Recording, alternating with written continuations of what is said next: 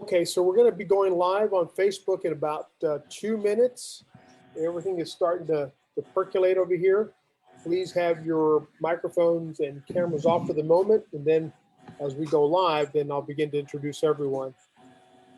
Chris, can you test your microphone for me? I hadn't heard yours yet.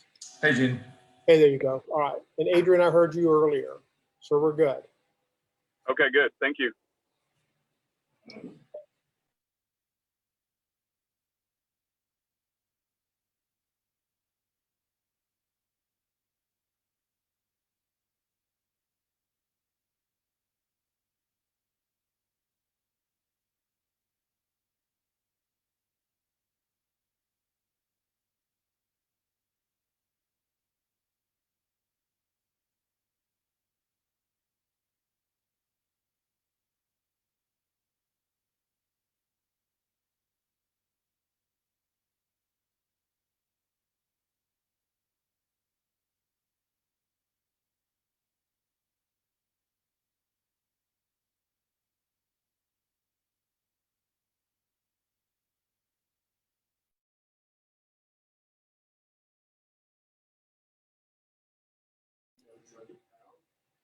Okay, good afternoon. Looks like we're waiting on a few more folks who are joining us for today's virtual town hall. So if you'll bear with us for just a few minutes, we will be starting this town hall in about 5 to 10 minutes as we get additional attendees that are signing in and panelists that are coming in.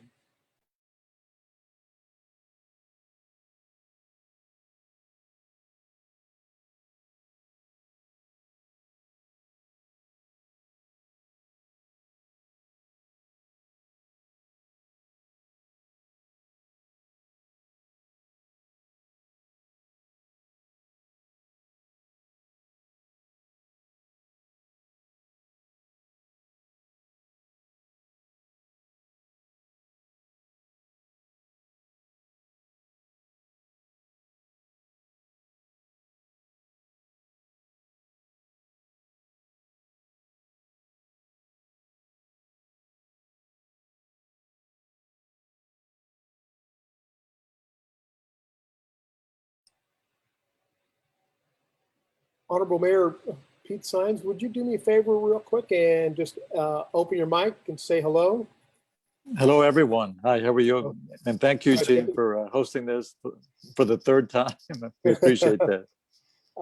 Thank you so much. We'll be starting pretty soon. I see that the Honorable Councilwoman Vanessa Perez has joined us as well. Council member, can you open your mic for a second and just say hello? Hi, I'm here. Very good. There we go. And I see your camera is on as well. Thank you for joining us. Bear with us for just a second as we have a few more attendees that are jumping on. And we are live on Facebook. And for those that are joined us on Facebook, we'll be starting in about 5 minutes. We're waiting for some additional attendees to sign in. And we'll get started with the virtual town hall for April the 28th. This is the third in a series of 3.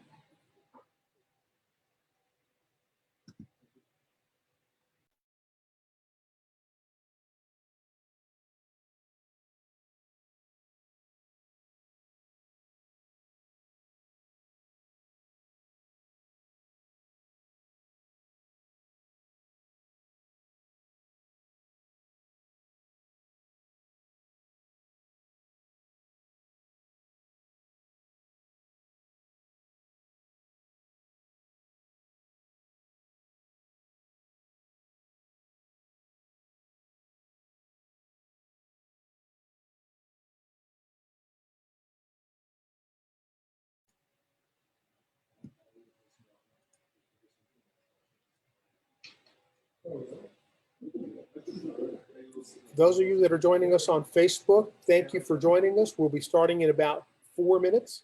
We're allowing additional attendees to finish signing in, and then we have our panelists ready for you. And we'll be getting started in about 4 minutes tops. And then we'll get going with this third in a series of town halls for Laredo's water and the wastewater master plan.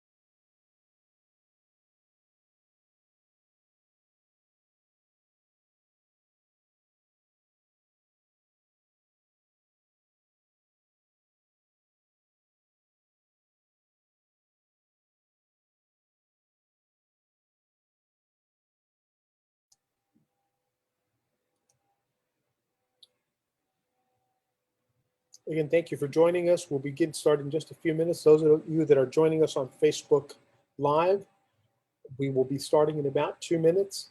We're allowing a few more attendees to register and get situated. Our panelists are ready for you. This is the third in a series of town halls for the Laredo's water and wastewater master plan. We've got a full list of panelists ready for you to answer questions. We will have a few housekeeping items to address shortly, but we'll be ready in about 2 minutes to get started. So bear with us as we allow a few other attendees to register and get settled in.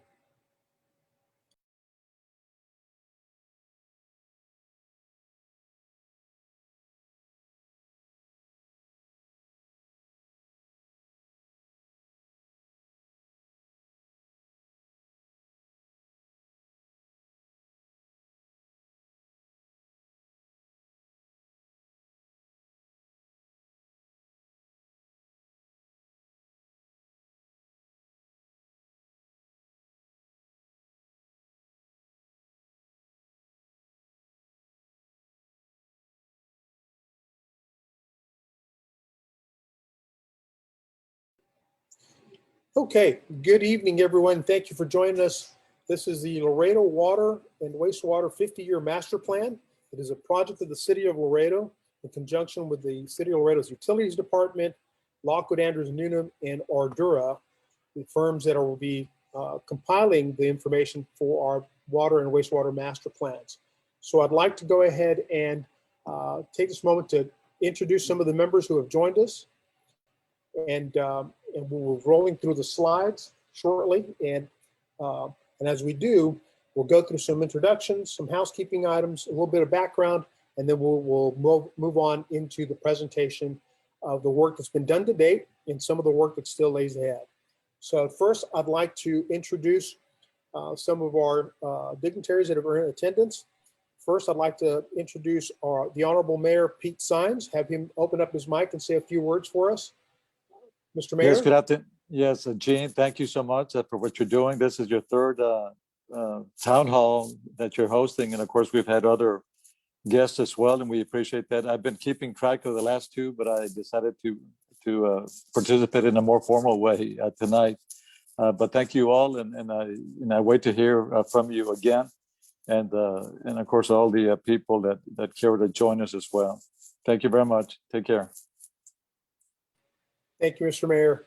Also joining us this evening is the Honorable Council Member Vanessa Perez from District 7.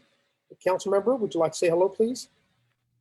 Hi, yes, thank you for having me. And, you know, what's more important than water and to our city and to our livelihood. And so I'm really excited that we're projecting out for this valuable resource. And so thank you for having me.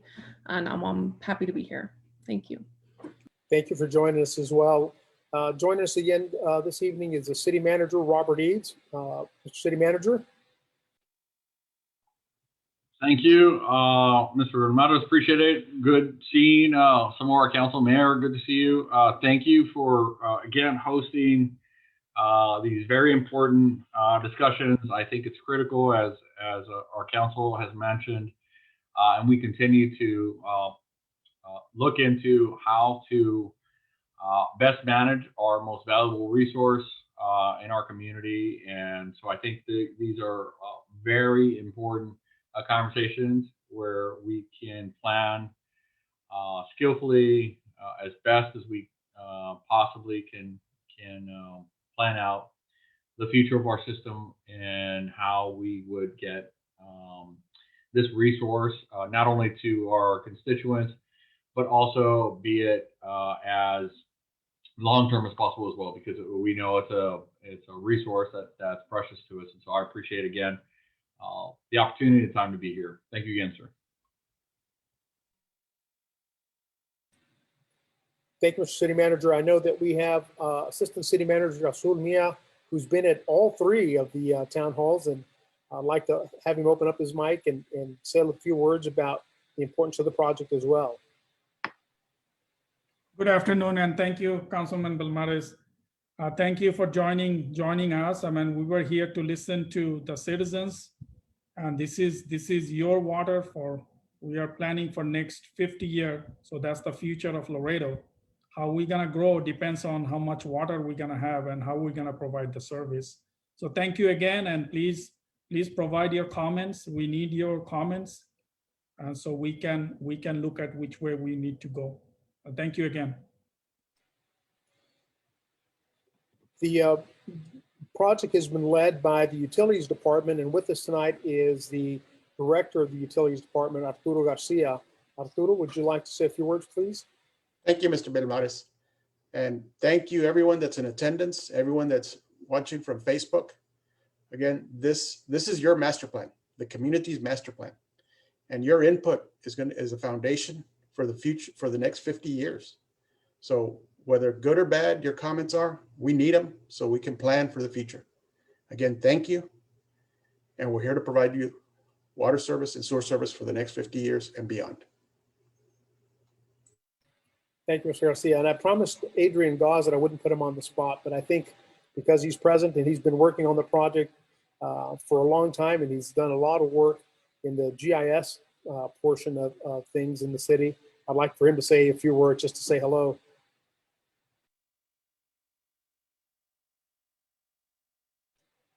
Adrian, can you open your mic, sir? Good evening. This is Adrian Goss. Thank you, Councilman Belmares.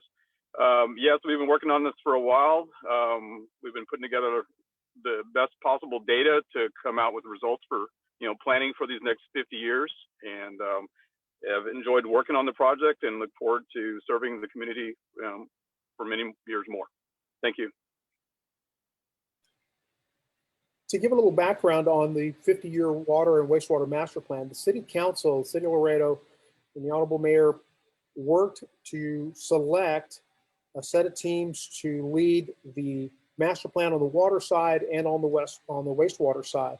And chosen to do the water side was Lockwood, Andrews, and Noonan.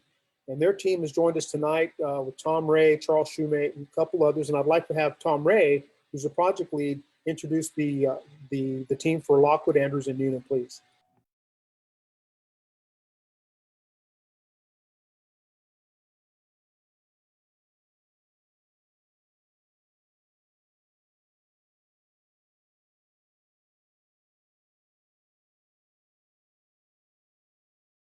Gene? I can hear a little bit. Start over. In the video. Okay. Are we good now? Okay. Thanks, gentlemen. Again, appreciate very much being here, and it's a pleasure to introduce our team, the Lockwood, Andrews, and Noonan team. Charles Shoemate, who you'll be hearing from in just a moment, Lisa Latu, and Russ Ford are here in our LAN Laredo office with me, and you'll be hearing from them in just a moment. Also, a familiar name to Laredo is Tom Mounts, and Tom is an integral part of looking at some alternative water supplies that we've been doing, that type of work. Also on the advisory panel is Mike Thornhill of the Thornhill Group, and Mike is a groundwater hydrologist, very familiar with the groundwater in this area, actually all through the state of Texas. So he's a great resource. He'll be helping me in just a moment as we talk about some of the groundwater alternatives. Thank you, Gene. Thank you, Tom. And the City Council this year earlier selected Ardura to lead the wastewater master plan. And to introduce his team, we have Chris Canonico with Ardura. Chris? Hey, thank you, Gene. So welcome to have 3.5 native Laredoans on our team here leading this. So you'll hear from Hector Pena and Ignacio Hinojosa today speaking, and then Dan Landecker and I support and kind of keep this project moving forward. So we're just getting started, and we're excited about where we're going to go with this, and look forward to answering questions that come up today. So thanks from our team to your team. Thanks. So just a few housekeeping items before we get started. We are broadcasting live on Facebook, and we will be monitoring both the feeds on Laredo Water and the City of Laredo, plus all those who have signed up to be in the webinar with us as attendees. We'll be monitoring their questions on the chat. We want to hold all those questions to a Q&A session that we're going to have at the tail end of everything. We'll have a water master plan presentation, and then we'll have a wastewater master plan presentation, and then we'll roll on through to the Q&A, and then we'll kind of set up some timeframes for our next set of meetings when we begin to roll out the draft of the master plan. So at this time, what I'd like to do is have Charles Shoemate with Lockwood Andrews and Newman take over and begin the water master plan portion. Thank you, Gene, and good evening, everybody. I am Charles Shoemate, and I'm going to jump right in here. In case you're not maybe familiar with what goes into a master plan, and in particular the hydraulic modeling effort, that's the piece I'm going to speak to. And each of the speakers tonight is going to talk about kind of the status of their tasks, review of their progress to date, and kind of what things look like moving forward. Next slide. So goals of the master plan, of course, include planning for growth in the city. You know, what does that look like for the water and wastewater utilities? It's a lot of coordinated effort between ourselves and city staff to build on previous work. One of the things, of course, we look at is potential vulnerabilities, or those what if questions about potential outages, whether that's in supplies or existing facilities within the system. You know, in the end, you end up identifying projects that are going to be needed in the future, and understanding the costs of those and potential impacts on what their financing needs are, and potential impacts on ratepayers. And then finally, you know, of course, we want this master plan to be a community effort and one that fits the needs of the larger community. Next slide. So there's quite a bit of background and history to the city's system. It dates back almost 140 years to 1882. You know, current supply of water is almost exclusively from the Rio Grande River. You know, groundwater is used in very limited amounts due both to limitations in quantity and its quality. Some of those previous efforts or work that we're building on is the previous master plan is 10 years ago now in 2011. There is a significant update to both the water and wastewater portions of that in 2015. And then an important key to this effort as well is the work of the Water Development Board. If you're not familiar maybe with their planning in water matters, you know, they make forecasts or projections of future population and water demand on a regional basis, and that all rolls up into a larger plan for the state. So Laredo is in Region Ilm. Next slide. So just at a very high level, at a very simplified view of, you know, the major elements of most water systems, you have a source of supply going immediately to a treatment plant where the end process there is some level of disinfection out to the distribution system, in which it may be repumped through booster pump stations. And there's usually additional storage located out within the system before it finally arrives at your homes and businesses. Next slide. So currently in the city's existing water system, there are now 2 surface water treatment plants. The second of those began service or came into operation in the last few years, and that's the El Pico facility in that upper left aerial photograph. There are 8 of those booster pump stations, 9 elevated tanks, and combining the 2 treatment plant service areas plus the 8 booster stations leads to a total of 10 service areas. And those are defined by a combination of some pressure reducing valves in the system, as well as just manual efforts to isolate and control those service areas. And they can vary depending on conditions in the system and season of the year. And then there are more than 1,000 miles of pipe in the system, varying in size from small 2-inch water lines to large 60-inch transmission mains. Next slide. So the hydraulic modeling aspect of these things, that's an important part in trying to plan for the future.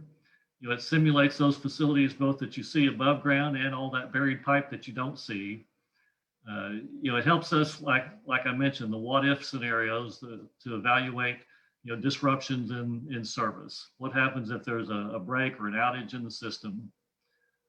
It allows us in that environment to, virtually test improvements, more of those, what if kind of activities. Where do we need more storage? And how much storage then do we need? It allows us to look at, various pump combinations. Do we need a new pump station or simply upsize pumps perhaps at some existing facilities? Water lines, again, point A to point B, where are they best located? How large do they need to be? And then operational changes. What's the best method or most efficient way to operate pumps triggered by what needs or events within the system? And then those things help us, develop cost estimates, compare those when we have multiple alternatives or maybe more than one way to solve a particular need. And then you select from those and prioritize those projects. Next slide. So in our model, as we've mentioned, that builds on the effort in 2015, and that model, it's been updated to current conditions, and that required or included the addition of quite a few customers, their demands, a few tanks, pumps, pipes, just a lot goes into that. Really a very key component then of the effort is, it's just kind of a check of that model and how good it is. Do the model results match what you observe occur in the actual system? And that's based on looking at some of those major flows in the system, levels in tanks, pressures out in the distribution system, and pump controls are a big key to getting those things to agree a lot of times, just understanding what's happening at those booster pump stations. Once you have that verified model, you can apply it then to needs in the existing system and then in those future years as well. And what we see in the model agrees very well with those reports we hear working with city staff about the growth and development in the South Laredo area and needs there, challenges at times refilling storage in the system, and working then to simplify and improve the efficiency of operations. And in the end, we want to identify that prioritized list of the favorable improvements or alternatives that deliver the best benefits at the lowest cost to the city. Next slide. So in the end, and part of the larger master plan report, that report will document the model development, some of those things I've just spoken to briefly, those needs that we've found and potential improvements to those. Those needs may be in the areas of water capacity, and I'm using capacity loosely or broadly there. That could be anything from the source to treatment capacity to conveyance out of the system in large lines, or even just small to moderately sized lines, depending on how and where growth occurs. Could be storage in the system that we touched on. And making sure that we meet the pressure needs or level of service for customers out in the system. Those proposed capital improvements, mentioned prioritizing those both in the short term, so say that immediate CIP in the next 5-year period, and then in longer 10-year periods out to that Water Development Board or Regional Planning Horizon, which extends to the year 2070. And then in the end, of course, then you document those conceptual or planning level costs. And you want that plan to be dynamic, updatable, those things that are actionable that the city can go and begin to implement then. Next slide. So right now, just again, a very high level look at some of the first findings. We've talked about it as an outer loop project. That's the large transmission line that really extends the line that's already been constructed from the El Pico plant out to east of the plant as far as I-35. So it's the extension of that line along the east side of the city and down, reaching eventually all the way to South Laredo. One thing we envision is just some ongoing water plant improvements. The city's always in the process of looking at those and making needed improvements, is to work with them in that process. One possibility is perhaps being able to maintain some higher pressure beginning at the plants so that you serve its service area at a higher pressure and deliver a higher level of service to customers. And then other pump station improvements that may be pressure and flow control as water from sources enters storage at those facilities to be repumped. Next slide. This is where Tom is going to pick it up again and talk about population water demands, really form a big part of the basis for the modeling effort and planning effort looking forward.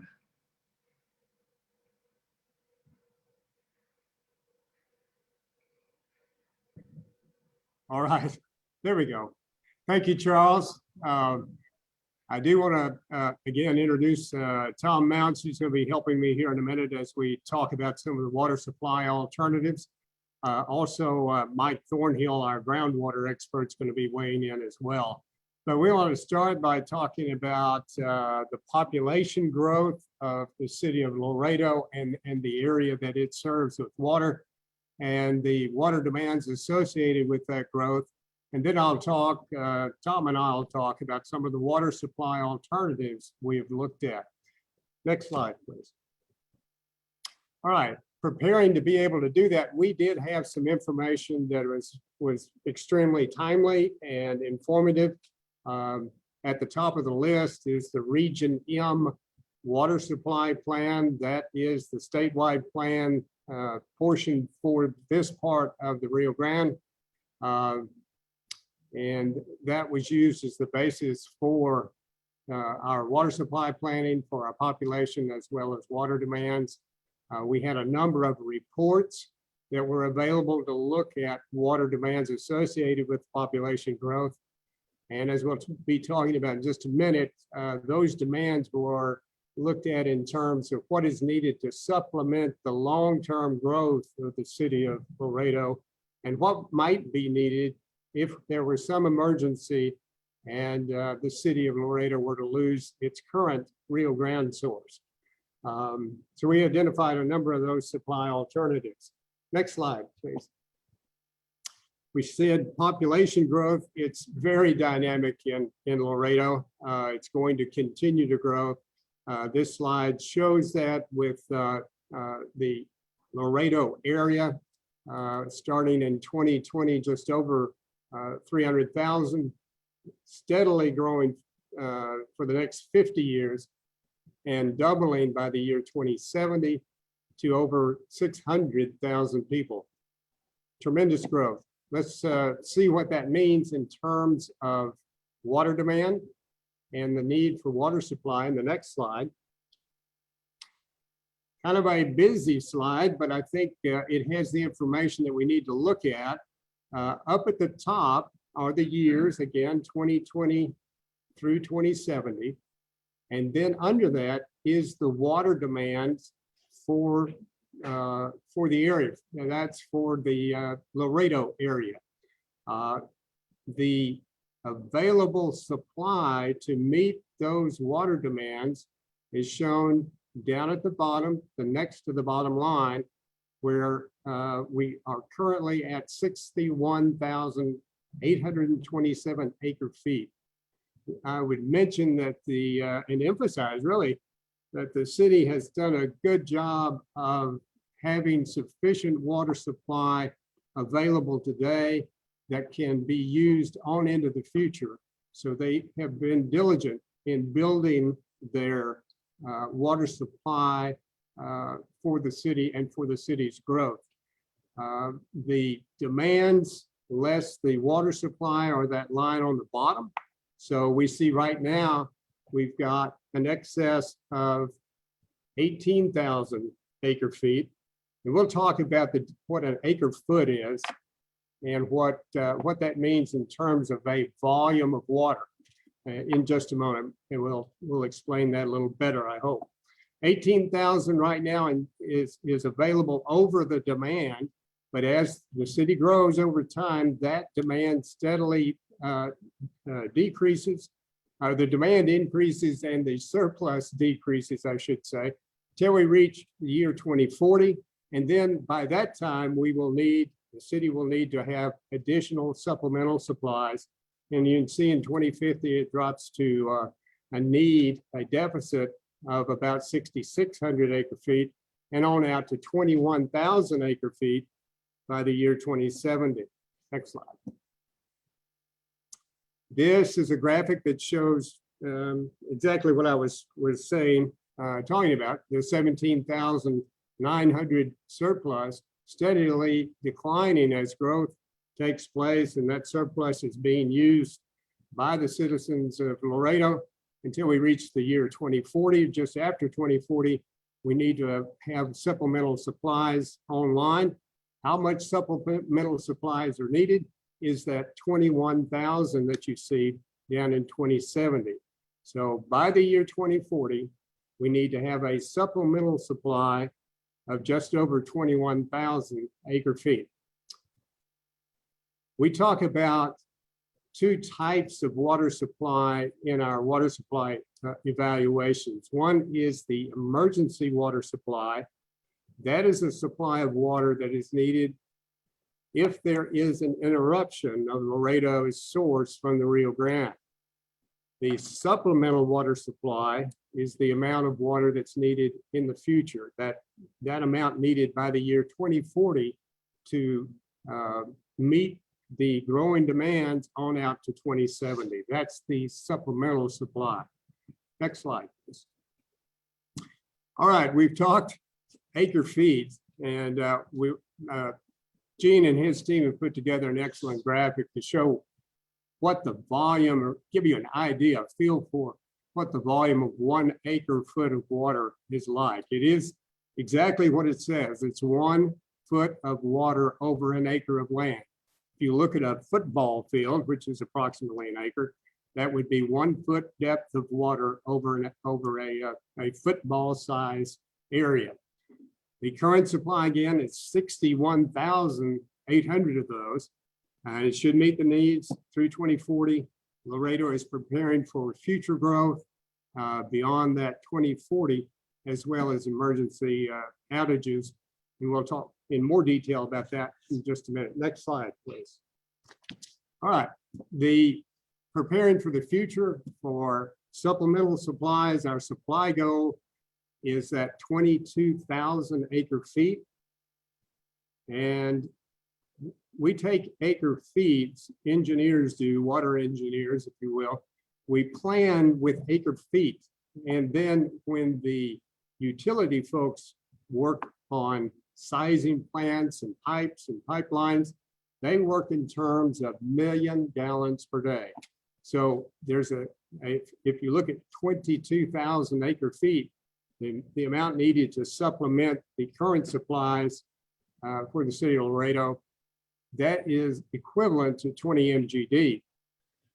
Likewise, if we look at emergency supplies, we estimate, and we'll talk more about this, that the city needs about 37,500 acre feet on an emergency basis. That's 33,000, excuse me, that's 33.5 MGD. Next slide.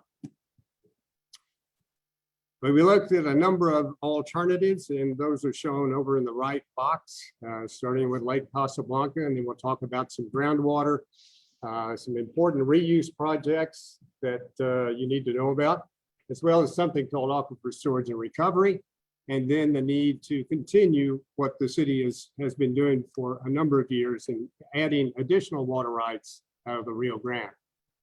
Next slide. All right, Tom Mounts has done a lot of work on Lake Casablanca. He is our expert on the lake, and I want to ask Tom to jump in here and talk about our findings on Lake Casablanca. Tom? Thank you, Tom. It's good to be with the folks of Laredo tonight. I want to talk just a minute about Lake Casablanca. When we talk about when the subject of water, both emergency and supply, supplemental comes up, the first advantage or the first capability always seems to be Lake Casablanca. And when this came up some 10 or so years ago, I was involved in working on the lake with the county. And so we were asked to do some additional work. With this study, we've again been asked by the city to look into what is available or what could be made available. And so we made a research of the various records that exist. There's not a lot of information, but there is some. And we provided a technical memo that updated some of the information that we had looked at previously. Essentially, the findings were that direct emergency supply could be available, but very, very limited. And there's a supplemental way the lake could be used, and that is in conjunction with storage of reuse water as a way to help treat that and store it temporarily and then bring it back into the system. Just as a background, for those of you that may not know, the dam and the lake were constructed by Webb County back in the 1950s, and it has an uncontrolled spillway. It's essentially a bathtub with no plug at the bottom. It has to overflow to flow out. Since the lake was built, overflow downstream through the city has only occurred 2 or 3 times. And we'll discuss real briefly why some of that is. But the lake is somewhat of a finite resource. The records that the Texas Commission for Environmental Quality that registers the dam shows the lake as around 1,680 acres of surface area with approximately 20,000 acre-feet total storage volume. And if you remember back the slide previously, that's approximately the amount of storage, amount of volume that would be required for 1 year just for supplemental. At that time, the depth was estimated to be around 36 feet when the lake is full. In 2007, when we looked at the lake with some soundings and some other information, we at that time estimated that the surface area was only 1,650 acres on average, with about 11,000 acre feet. And that's because the maximum depth of the lake was 27 feet. Much of it was only 20 feet or less. And that's the maximum pool elevation, which the lake normally doesn't stay at that elevation. If you've been out to the lake and have partaken of the recreation capabilities there, as many Laredoans have, you know that the lake doesn't stay full. It has a limited volume potential just because if it gets so full, then it overflows.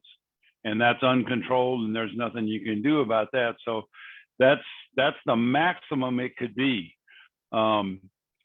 To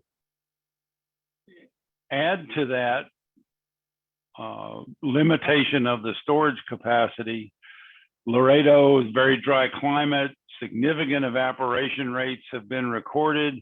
In fact, it reduces the capacity by some 5,000 acre feet per year because the evaporation rate is around 60 inches a year for the lake, and rainfall is only around 20 inches a year. So you can see that there's a significant deficit in groundwater, and other sources kind of help make that up to keep it somewhat full.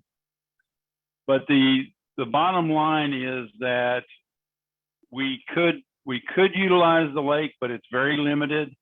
The amount of storage is on the order of 15,000 at the most right now. That could be brought back to around the 20,000 with significant dredging of the bottom of the sediments that have accumulated over the years. However, investigating that, there are a number of ways that dredging could be done, either through barges or hydraulically with a pump and bringing it out. But there's significant permitting, there's significant cost to do that. And it's estimated that it would take approximately anywhere from $2 to more likely $8 per cubic yard to get it out. Equating that to the extra 5,000 acre feet, you would be on the order of $8 to $10 million to dredge the lake to provide the additional capacity, but it still would not get enough to meet the need for a year without pumping the lake completely dry. So we have concluded that it is available. Could be used in an emergency for a short period of time, but as a primary source, it's probably not going to be cost effective. And then with that, I'll turn it back over to Tom, I believe, for the next slide. Okay, thank you. Time for questions, but before we get there, let's talk about some of the other alternatives. I want to begin with some of the groundwater alternatives. The first one is the area north in northern Webb County. That's extreme northern Webb County. It's where we were doing these investigations. And again, Mike Thornhill is the one that helped us to look into this. The distance is approximately 40 miles. It would take something of a 47-mile pipeline to actually deliver the water supply. The supply available to meet the two tests, what is needed for supplemental supply to get the supply that is needed for the next 30 years out to 2070, is that 25,000 acre feet, 22 MGD, that can be supplied by this project, by the Webb County groundwater. The emergency supply we set at 33,750 acre feet.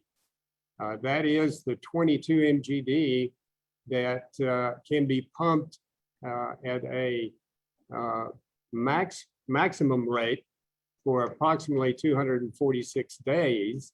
So it's going to provide a 33.5 MGD emergency supply that the city could use should we have a catastrophic event on the Rio Grande that you actually lose that water supply from the Rio Grande. Additional investigations are needed. We need to look at test wells and those kinds of things. Mike Thornhill, I think, is on the line. Mike, did you have any comments on the North Webb County groundwater that I overlooked? Just a little bit. One is the wells there would be deep, more than 2,000 feet deep, and then the artesian pressure would bring the water levels up to probably a couple hundred feet, 200 or 300 feet within land surface. So the aquifer is really full. There's a lot of room to develop water up there. The water quality is potable on a preliminary basis from what we know, although the Carrizo aquifer is a little bit stratified, so there might be some that's even deeper that would be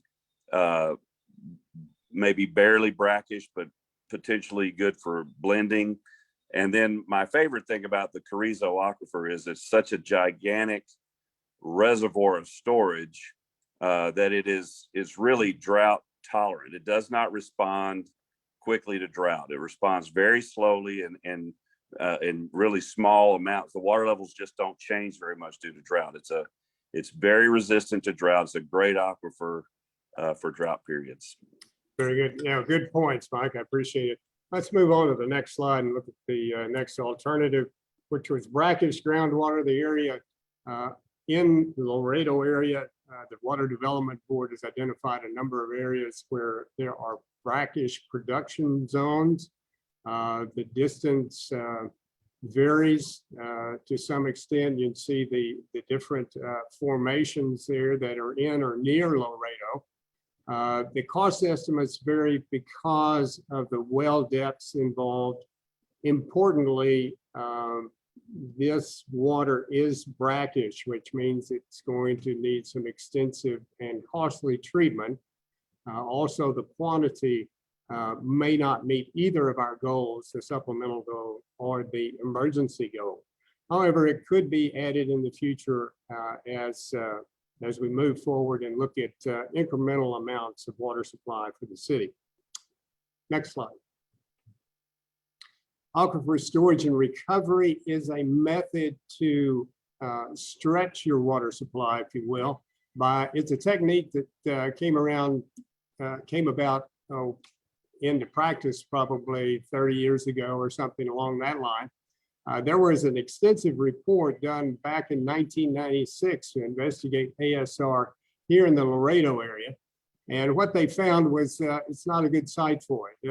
The aquifers are shallow within the city limits. There's slow injection due to the type of sands and formation there. So the recovery rates suffer as a result of that.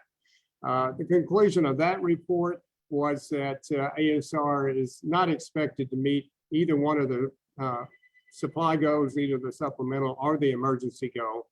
But it will continue to stay on the list to be something as that technology improves, as we get more information about the formations, it will be something that can be looked at in the future. Next slide, please. We imported groundwater. This is a slide that Mike and his company put together to kind of show some of the groundwater that is outside of Webb County. When I say imported, I mean it's coming from outside of Webb County. The closest of those, if you will, is the Dimmitt County groundwater. That's 70 miles. That's a direct distance. The other water supply that we looked at are in Kinney County and Val Verde County. And you can see those are approximately 150 miles from Laredo. Next slide. This characterizes the supply from these various imported groundwater projects. They will meet or in combination meet both the supplemental supply goal as well as the emergency supply goal. You can see 40 MGD out of Dimmitt County. Val Verde County is 40 to 90. Kinney County is adjacent to Val Verde County. You would probably just do both. I mean, the 22 MGD could be a part of or supplemented with the Val Verde water. There is not, and Micah mentioned this, there's not a groundwater conservation district in Kinney County, so it might actually be less of a problem to obtain Val Verde water than Kinney County. The distances, we mentioned those. The quality is good, so there is no blending required for any of these sources of supply. Mike, you want to weigh in on the imported groundwater supplies? Any points to make there? Certainly, the Kinney County and Val Verde County projects are not that far apart. Kinney County is over just northwest of Brackettville, and the Val Verde County, there are a couple of different projects identified. One is eastern Val Verde County, one's more central. As Tom pointed out, the water quality is excellent. There's a lot of water that's available there. It's the Edwards Trinity Aquifer, and it's separate and different from the Edwards Aquifer that feeds San Antonio. And in fact, the Kinney County project is in a little area that has some geologic structure that probably makes it even separate from the aquifer in Val Verde County. As Tom said, there's a groundwater district in Kinney County. There's not one in Val Verde County. That's why the limit on the Kinney County supply is at 22 MGD because of a permit limit that they have. It's been proven up from old irrigation practices there in the area. Both have some potential to affect spring flows nearby, but both have had a lot of studies done. In the Val Verde project, there's actually been a model done for the city of Del Rio and Val Verde County that showed that even pumping these large amounts of water would not reduce the spring flows at San Felipe Springs less than their historic lows. So that's a positive thing. It does respond a little differently to drought. It probably has a little bit more bounce to it during drought, but it's a vast reservoir as well. And the Dimmitt County is again the Carrizo, which is a very steady, huge storage reservoir, and it's just a little shallower, which is why the water quality is so fresh. It's just up there where the water is just doesn't pick up a lot of minerals. Very good, Mike. Thank you for the points. Let's move on and we'll look at the distance out to pick up those imported groundwater projects certainly affects the price. So we look at the next or the cost. Look at the next slide. There we go. Oh, okay. But before we do that, I apologize. I wanted to mention this project. This is actually in the Region M plan that we mentioned earlier. It's the South Laredo Wastewater Treatment Plant Indirect Reuse Project. It was a part of the Region M plan, the latest Region M plan. The city had a lot of input into this plan. And you can see that it would be a phased project. The first phase coming online out in 2040, which seems like a long ways in the future, and it is, but that also coincides to that pivot date where the city needs to add supplemental supplies, and that would be about 3,300 acre feet, or an MGD. That's 3 MGD. Phase 2 would come along later, estimated to be 2060 in the plan, but it would double the amount there, 6 MGD, 6,700 acre feet. It's cost effective. Reuse is cost effective. It's well established throughout the state. There are limited supplies available. It won't meet, as a result, it won't meet the supplemental or emergency goals, but it is a incremental amount that will have available to add to the water supply that the city has available for the future. Next slide. We did look at the Rio Grande, and it is a recommendation, or will be a recommendation, to continue what the city's practice is to look for additional water rights from the Rio Grande. Those occasionally become available.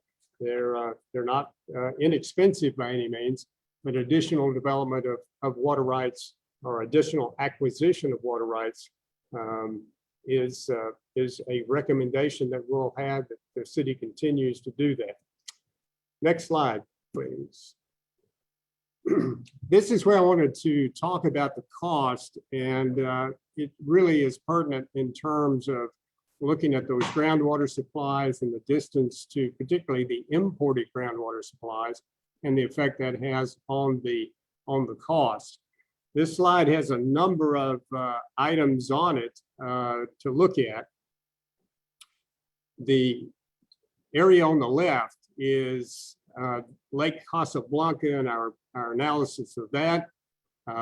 It would provide about 5.84 days of supply at our emergency goal of 33.5 MGD. So not very much time is provided from the supply that's available from Lake Casablanca, but it is close. It's 5.2 miles from the city system. The cost, primarily because it's such limited days of use, is $140 per 1,000 gallons during that 5-6 days of use. If we dredge Lake Casablanca, gain a little more supply, that cost kicks up to $187 or so an acre per 1,000 gallons. So you see the significant cost of doing the dredging, as Tom was talking about earlier. Over on the right-hand side of the graph are the groundwater projects, starting with Webb County, the North Webb County. That project, again, 40 miles away, it would provide 243 days of emergency supply at that 33.5 MGD goal. That cost for that period of time would be $3, just over $3 a 1,000 gallons. Dimmitt County, the imported supplies from Dimmitt County, 70 miles away, more or less. And the supply is more than sufficient to meet the emergency goal for the entire year for 365 days, costs around $3.75 a thousand gallons as an estimate. 150 miles away is the Val Verde water. That again is a prolific amount of water. It will meet the emergency need for 365 days of the year. And that cost reflects the distance, $4.56 per thousand gallons is our estimate. The next slide shows the groundwater projects. I just stuck those in there because I wanted to point out how important it is and what value these reuse projects have in conserving water. The reuse projects, as we mentioned, can't meet the emergency supply, that 33 million gallons a day, but they do provide very cost-effective supplies. They're located close to the city's water system, 8.7 miles of pipeline needed. That first phase we talked about would be under $2 a thousand. The second phase has more treatment associated with it. It would be just over $5 per thousand. That's out in the year 2060. Next slide. And finally, this is our evaluation chart. It's a busy chart, but what we look at is a number of different evaluation criteria to filter these different water supply alternatives through to see which ones of those are most attractive in terms of the city recommendations to the city on further work. And what we do is go through and look at cost of supply. We look at the amount of the supply, its reliability, and then we add in a number of other important factors. Public acceptability is one of those. It's a key factor. Also things like environmental concerns, certainly, and then water rights, property acquisition, contracts. And we go through and identify the factors, the values of those different attributes with each of the different water supply alternatives. We've worked with Mr. Garcia on these. In fact, we met with him today. We continue to refine our evaluation of the different alternatives, and we'll have that as part of our water master plan report. I think with that, we turn it to Lisa Latu. Lisa?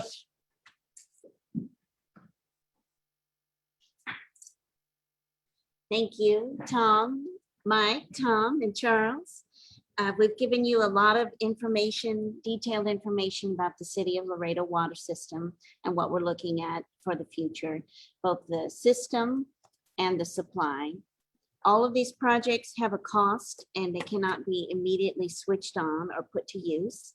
The City of Laredo is constantly developing and implementing projects for renewal and improvements across the system, and working from now into the future as their budget is available. The next piece of the master plan project is to review the projects that are already needed, to look at the new and projected needs for the future, as well as supply and emergency sources, and then setting a deadline and a cost for each project so that we can judge the impacts and the benefits of costs of projects and costs, to pick the best projects for the best prices and to design a sequence for the next 20 years. This gives us opportunities to find the best financing, where grants are available, where loans are available, where partnerships can be developed to help keep the rates lower. We want to provide water for the citizens, but we don't want it to be incredibly expensive. We want to continue to improve the system today as we prepare for the system that we'll need as we grow. So the next slide, please. That's in essence what a capital improvement plan is that path for implementing projects towards our goals. Again, we're looking through the projects that we already know about, looking at additional projects for the future, understanding the mechanics of the system and the future supply options, keeping tabs of the costs and the spend rates and the deadlines that we need them. This next slide shows a summary of the projects that we already are working on for the next 5 years. The city is working on $126 million altogether, roughly categorized 69 million for supply and treatment facilities and 57 million for the transmission and distribution system, which a lot of times is line repairs, new lines, new renewals, and other piping projects.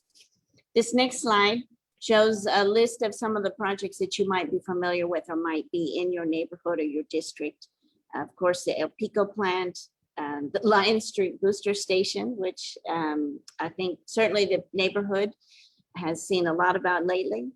Repair and replacement work in the downtown and other areas. Charles spoke at the beginning of the presentation about an outer loop water pipeline to help bring more water into different parts of the city. A variety of improvements at neighborhood tanks and stations, Cuatro Vientos, the Northwest La Bota tank, the East Corridor Del Mar, and the airport areas.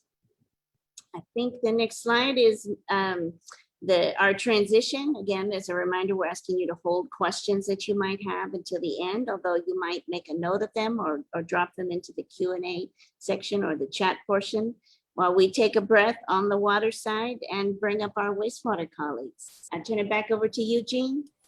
Thank you, Lisa. Yes, if we were at a live town hall, this is about the part of the town hall where we'd all take a big stretch, stand up, and maybe go grab a cookie and some coffee and come back to our chairs. But we're going to roll right into the wastewater side and bring on Ardura and Hector Pena and his team. Now, Ardura started a little later than the Lockwood Andrews Needham team on the wastewater side. The water side started about March of 2020, right as the pandemic was coming on, and Ardura started this year in January. So they've been kind of trailing right behind, picking up the steam as we've gone in the last couple of months, and they've done a lot of work to date. And so Hector, if you would, jump on in here and take on over. Thank you, Gene. Good evening, everyone. Again, I'm Hector Pena. I'm with Ardura, and like Gene said, we're leading the wastewater master plan efforts for the city. So I'll be providing an overview of the integrated wastewater master plan, a review of our progress to date, and also an overview of the city's existing wastewater system before I pass it on to Ignacio. So next slide, please. So the objectives of the integrated wastewater master plan, as listed here on the screen, are one, we're evaluating the capacity of the existing wastewater collection system under current conditions and the current population, but also for the future projected growth scenarios, which go through 2070. Second, we're developing sustainable infrastructure for long-term growth, and we're providing the city with a roadmap for resilient long-term water treatment. So we're providing a capital improvement program, or a CIP, has been referred here earlier, for the next 50 years that the city can implement for a reliable wastewater collection system that's going to serve the anticipated future population. So as a background of the wastewater collection process, here's a graphic which we saw earlier, but it's now been updated to include the wastewater portion, which we see here on the right half of the graphic. So the water, after the water is sent down the drains and toilets from the homes and businesses, shown here in the middle of the graphic, it enters the collection system, which is represented here by the green pipes. The collection system consists of gravity and force main pipes, manholes, and lift stations that send all that dirty water that's collected into the wastewater treatment plant to be treated. So then after treatment, the water can be either safely released back into the river, or as shown here with the purple pipes, it can be sent to be reused as either non-potable water for different purposes. Here on the right side of the screen, we have a map showing the city's actual wastewater system.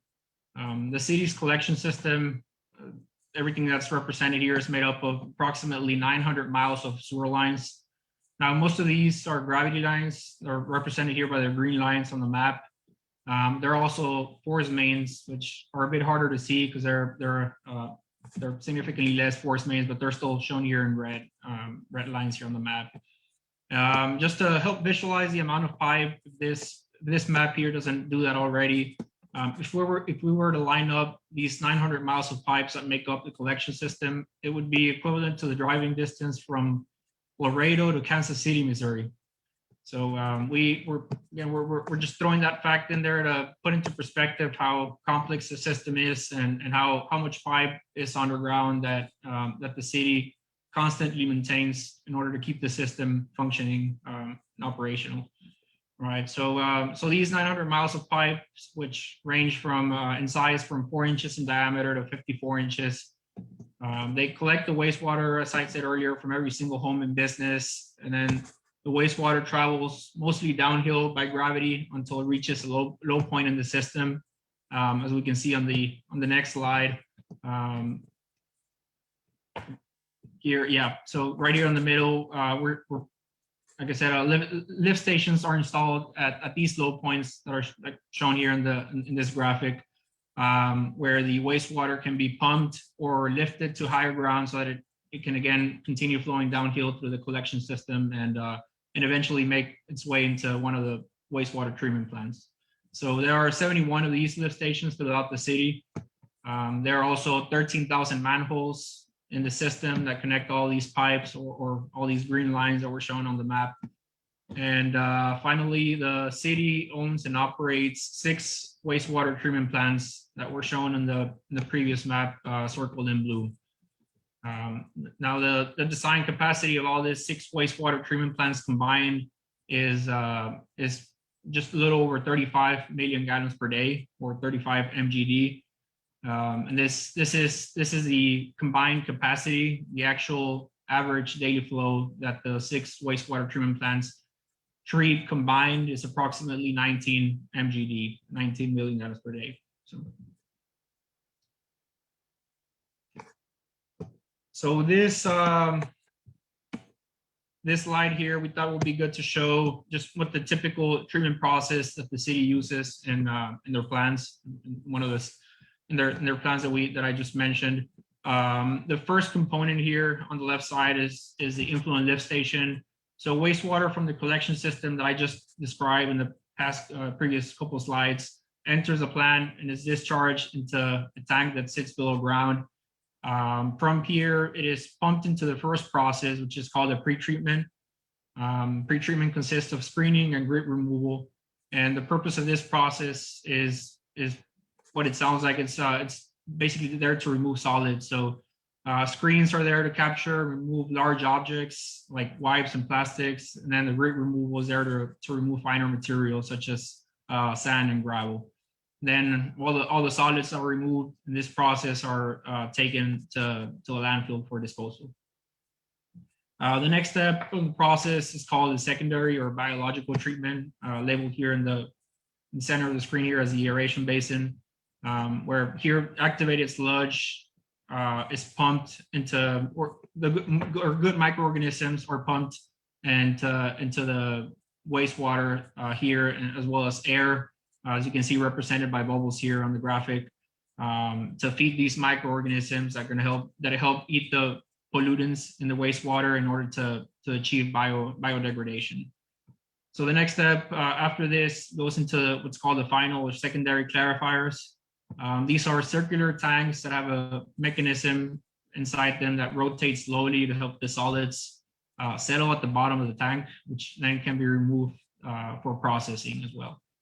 And then the last step of the treatment process is disinfection, which can be accomplished by either using chlorine, ozone, or UV light. And then after disinfection, the water can be either safely released back into the river or reused for plant operations as non-potable water, or as I mentioned earlier, sent somewhere, basically sold as non-potable water for irrigation or industrial usage.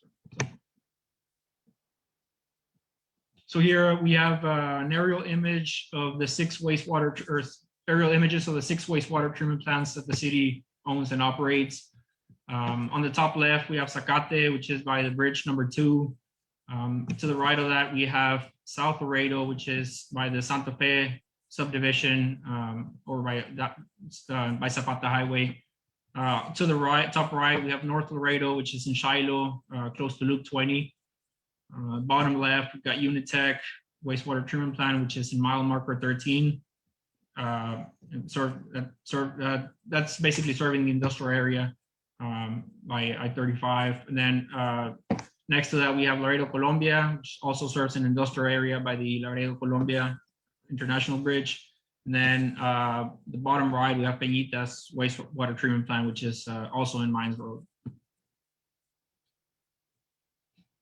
And so talked about the combined design capacities and average daily flows into the 6 wastewater treatment plants earlier. So here in this graphic, we have the 50-year projections to determine what capacity would be needed by the long-term projection, in the long-term scenario, which is 2070.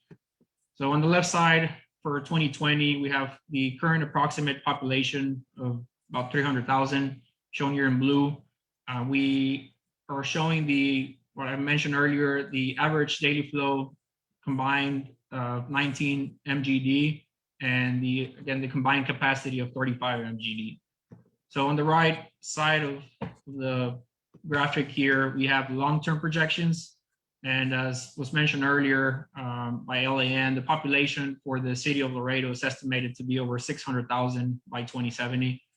And so as the population increases, the wastewater that's generated is also going to increase. So it is early estimates that we're in the process of finding exactly what the actual flows are going to be, but it's estimated that the average daily flow into the 6 wastewater treatment plants is going to be around 46 MGD by 2070.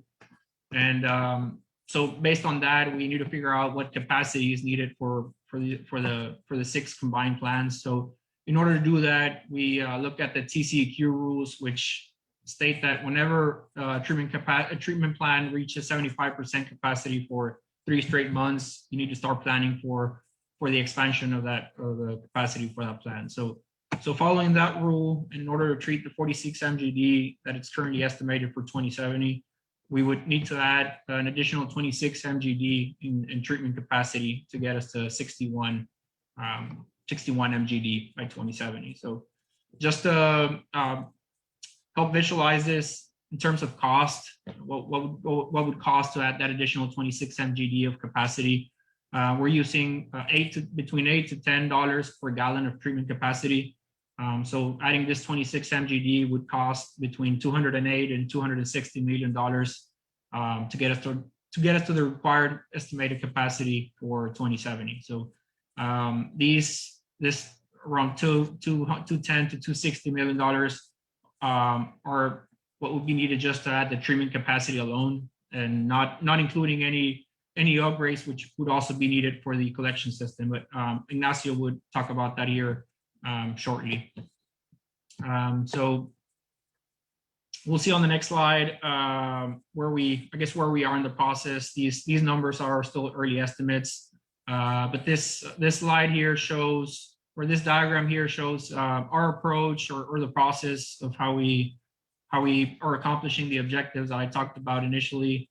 And like I said, it shows where we are in the process. So I kind of went over at a high level where what the initial steps of the wastewater master plans. I guess the first couple steps here highlighted in orange are the couple steps that we have completed. We collected information from the city for the existing collection system and treatment facilities. That included the current model, which was most recently updated in 2015.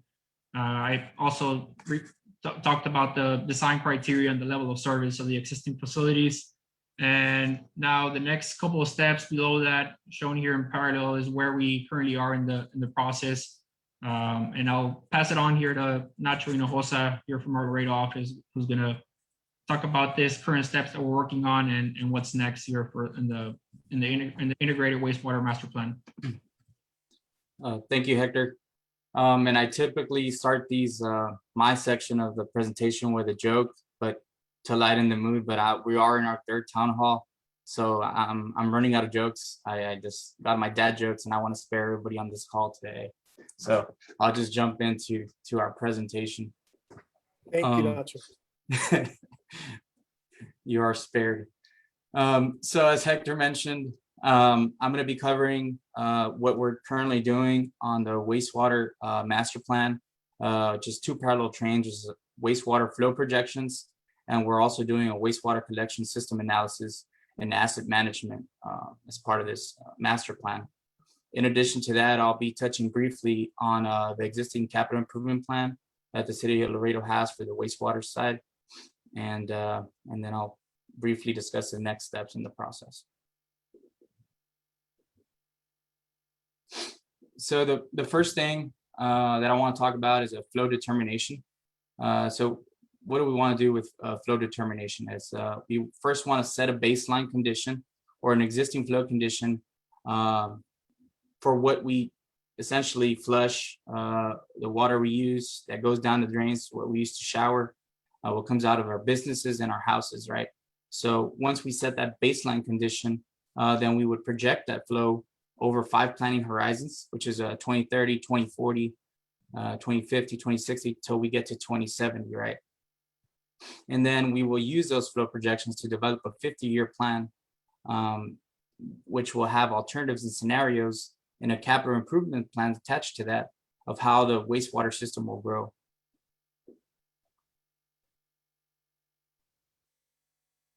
So for the existing flow estimation, which is something that we're on the tail end of, we first identified the existing sewer sheds and subbasins.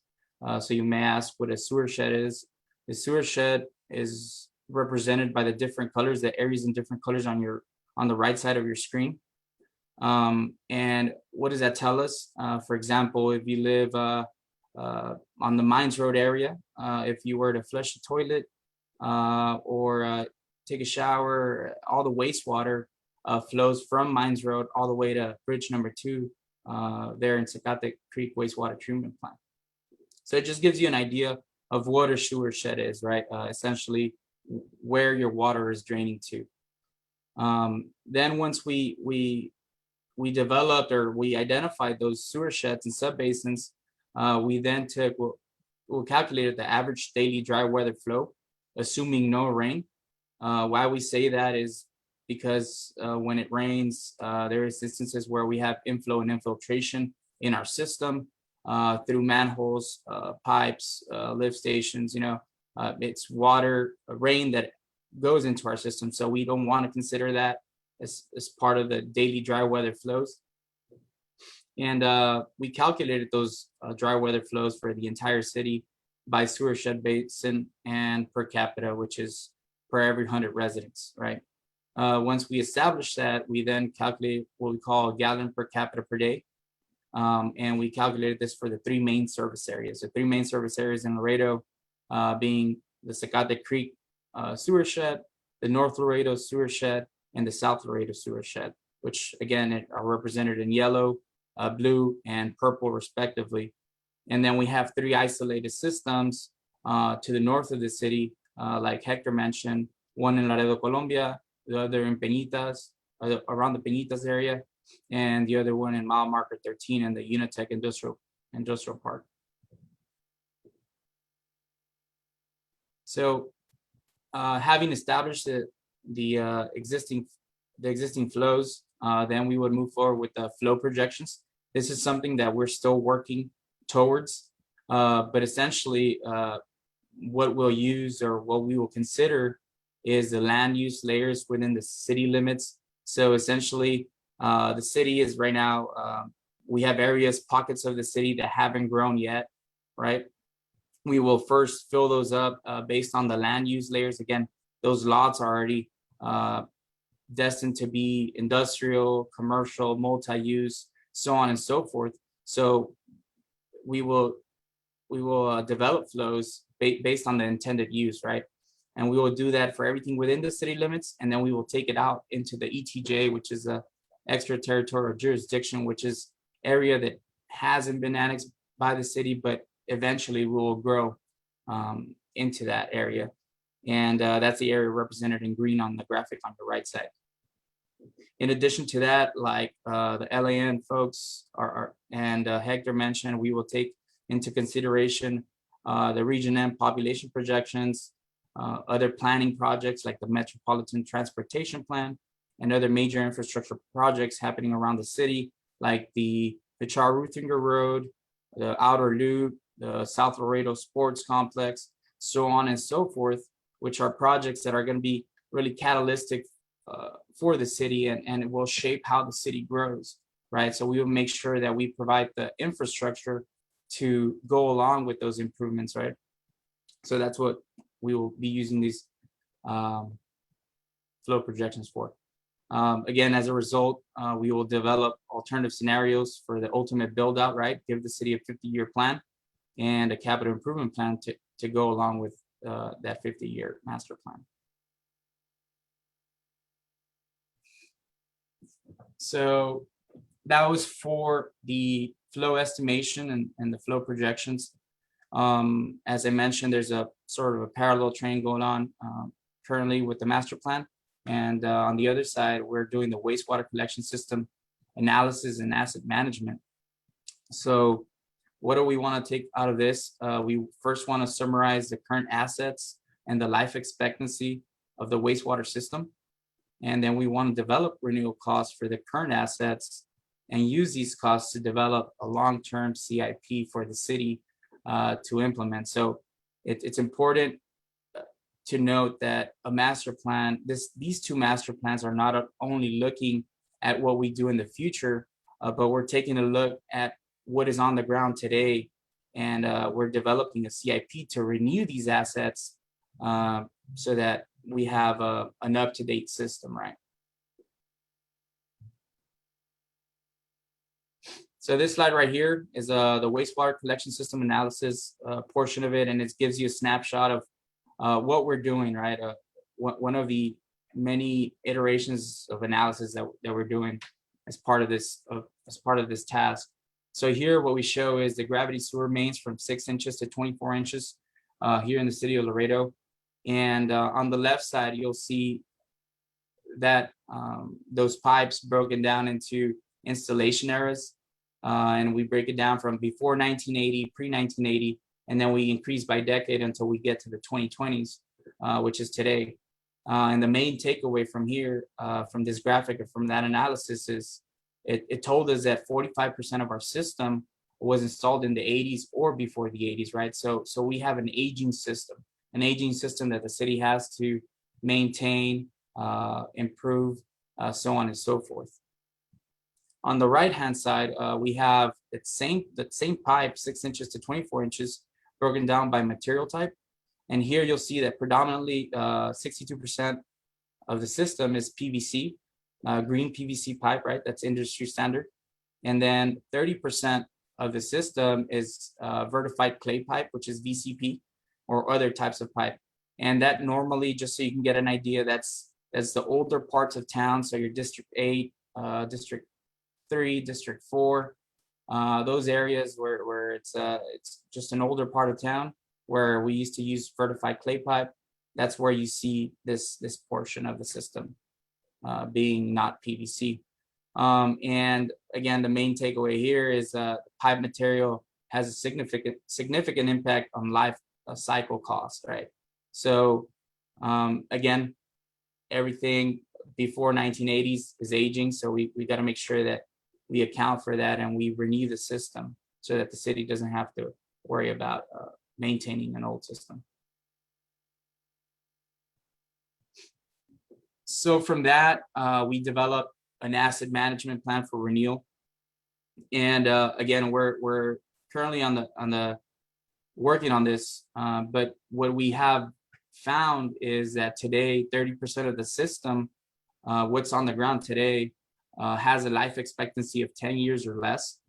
So Hector earlier in the presentation was telling us that if we were to lay the wastewater pipe in a line, we would get all the way to Kansas City. So 30% of the system, that'll be more or less equivalent distance from Laredo to Austin. So that's the section of pipe that needs to be renewed, right? That has a life expectancy of 10 years or less. Those needs won't get any better. By the time we reach 2070, we'll probably get to Waco or past Waco, right? If figuratively speaking.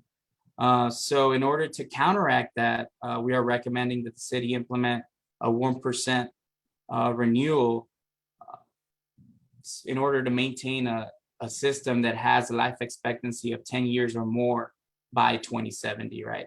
So once they have an up-to-date system, at least on the pipe, as far as we speak about pipe, then they're able to allocate monies to put towards other infrastructure projects and not for the renewals of wastewater lines. And right here, this is something as kind of I just wanted to show, or we wanted to show the city, the residents, the customers, a quick snapshot of the wastewater collection system maintenance. Again, we said 900 linear feet of pipe. And I just wanted to give this is a kind of a feel-good slide and just to recognize the hard work that the city employees do from day to day. But so they attend, on top of their daily duties, they attend what we call work orders, right? And some of you may be familiar with work orders at your job. Well, in the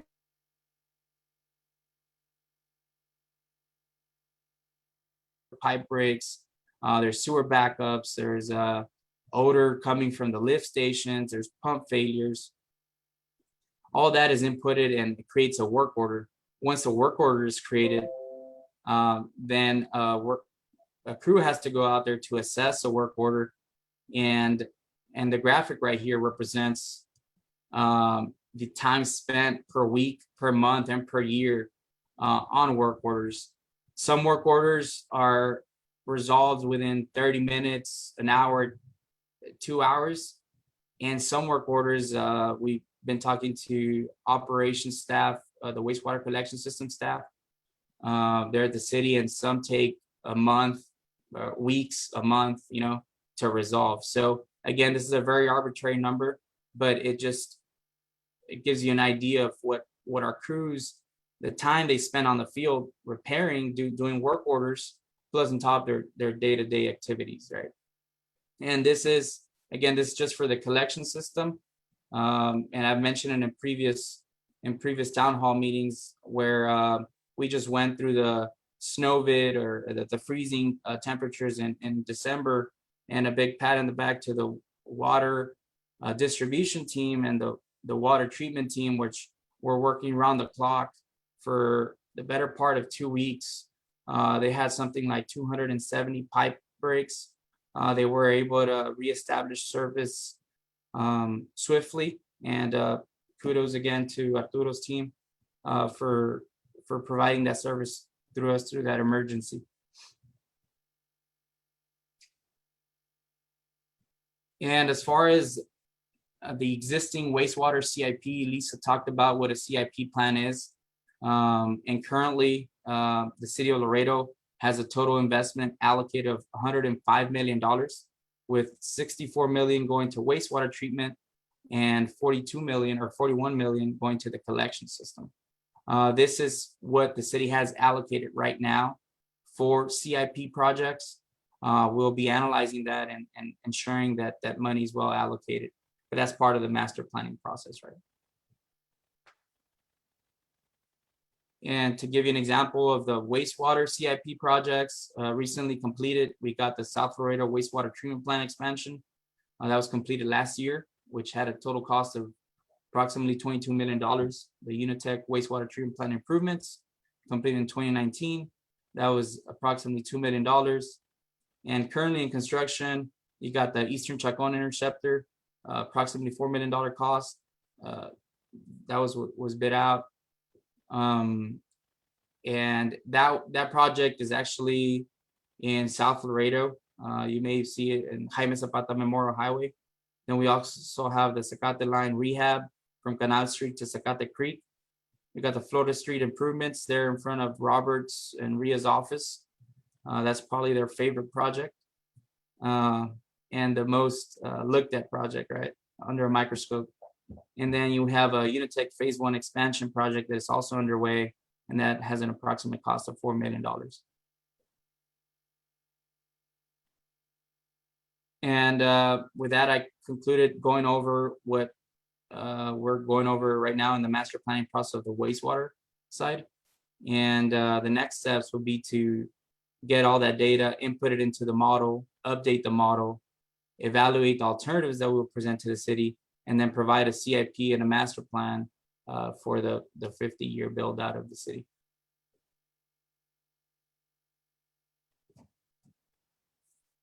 And with that, I'll pass it over to Gene to take us home.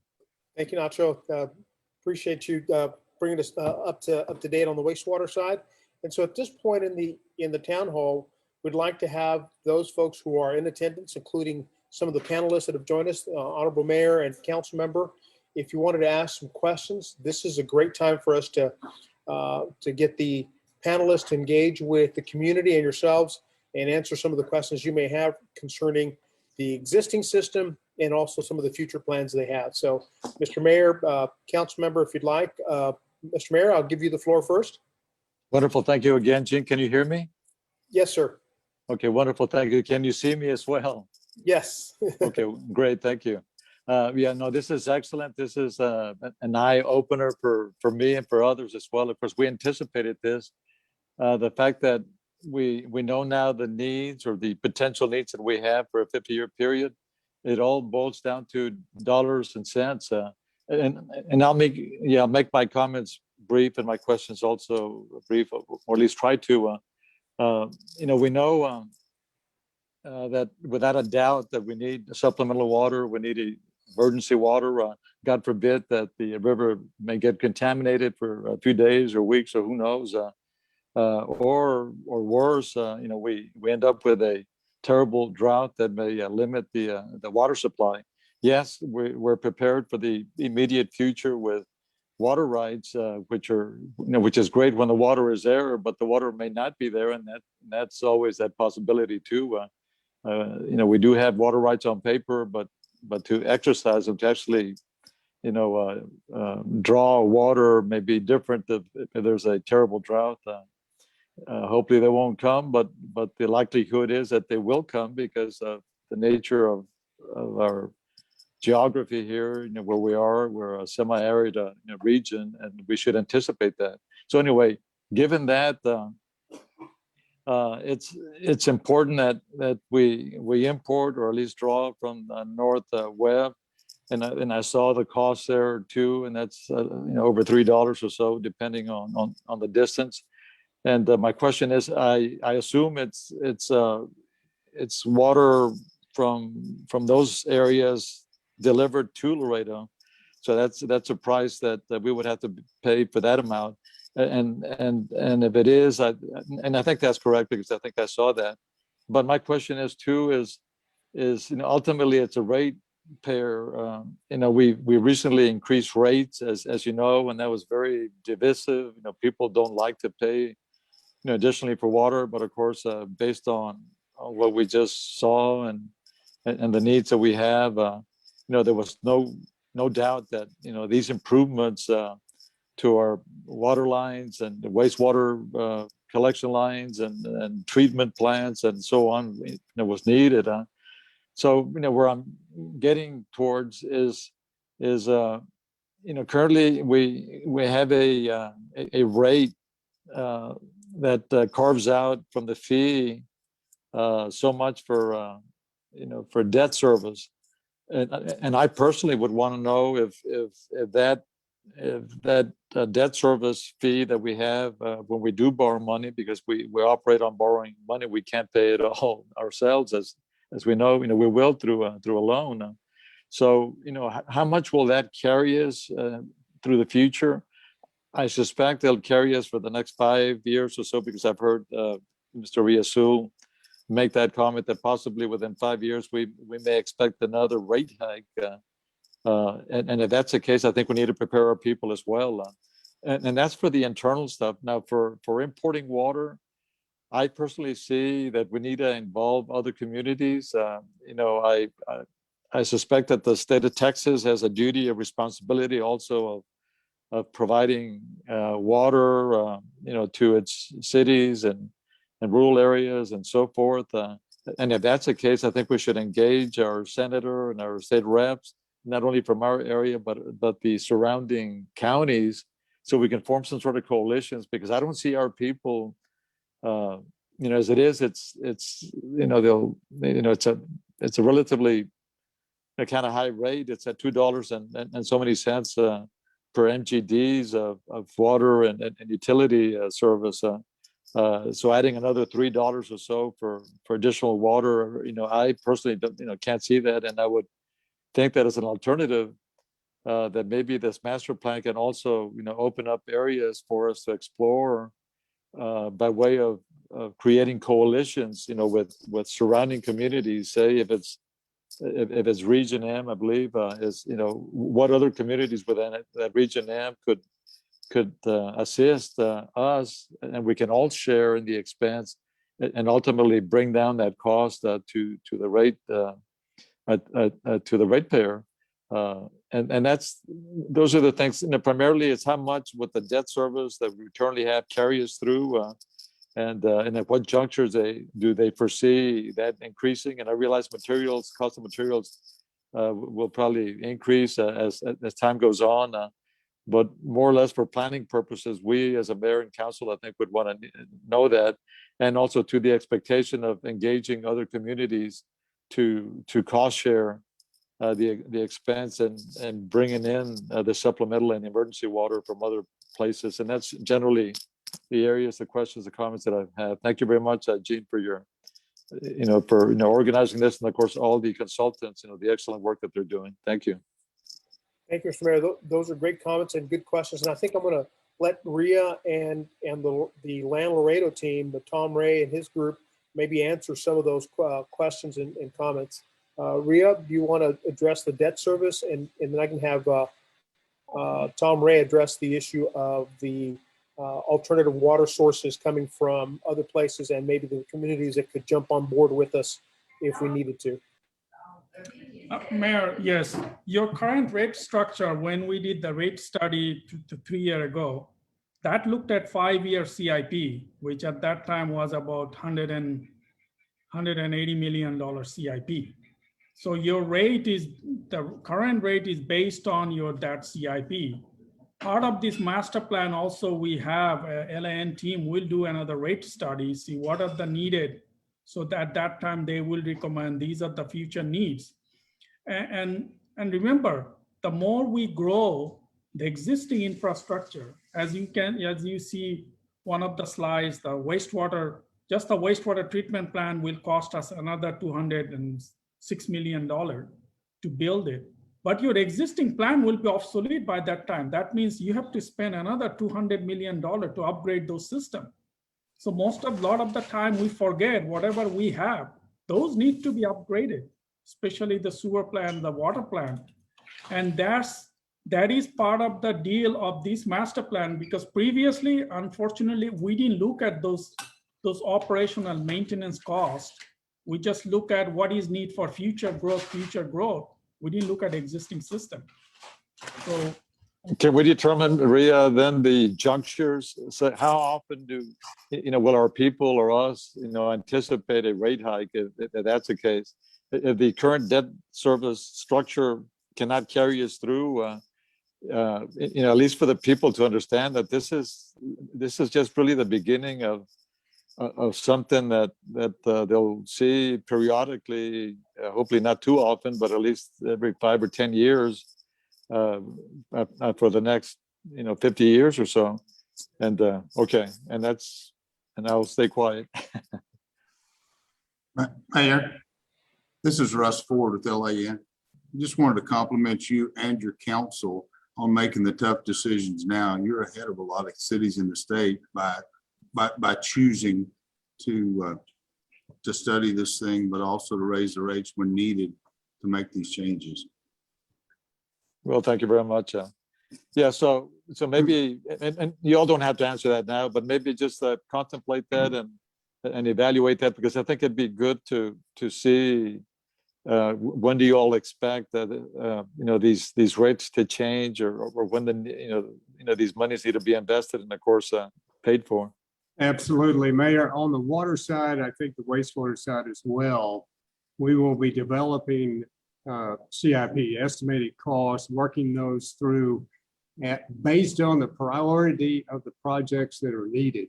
So that's a process that we have a rate consultant on our team who has worked for the city of Laredo, who's familiar with cost, with the current rates and the components of that, how long those rates will sustain. But also too, I think we need to assume that we'll be growing at a certain rate as well. Yes. So incorporate that as well, because we need to grow, but at least it's a measured growth and it's a planned growth that we can all, maybe the developers need to help out a little more too. So these are the questions for council to study as well. And remember, Mayor, everything is cost. Cost of just chemical went up in last 2 years, close to 30 to 40%. So all these are added cost, your employee cost, anything. I mean, now even the construction cost is almost 25% higher. No, and I understand that, and we can build in some assumptions, assuming this and assuming that, and I know things are going to change, but at least to give us a pretty good idea as to what to expect in the next 50 years. Yeah, but on the other side, on the participation by other communities, is that something that we should march on, or at least consider as a council? Because I don't think us absorbing all that cost, when other communities stand to benefit too, especially those feeder lines, water pipes or whatever go through other communities. I think they can also help themselves and share on the cost. Mayor, this is Tom Ray. I definitely agree with you. Worked on regional systems for a long time, and that's exactly what we find is that the more partners you can get into a project, you're going to lower the unit cost.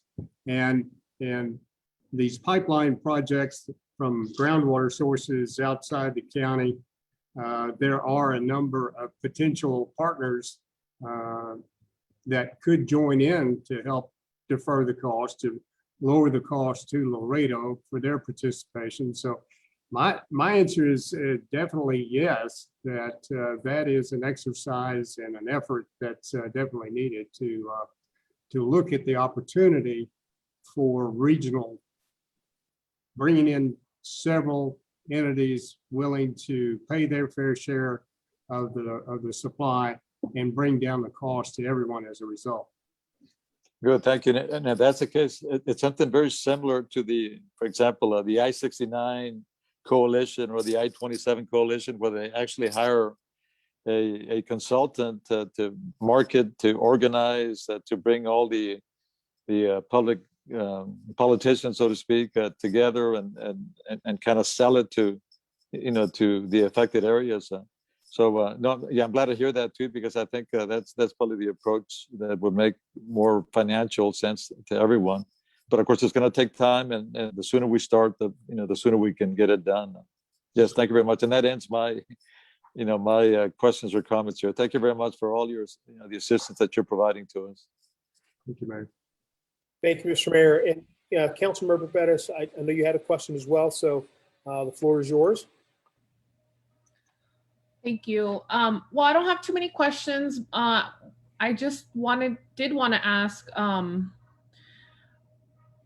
well, in our ordinances, I've been looking into xeriscaping ordinances and things like that. And it looks like our city has been trying to go in that direction for a long time now.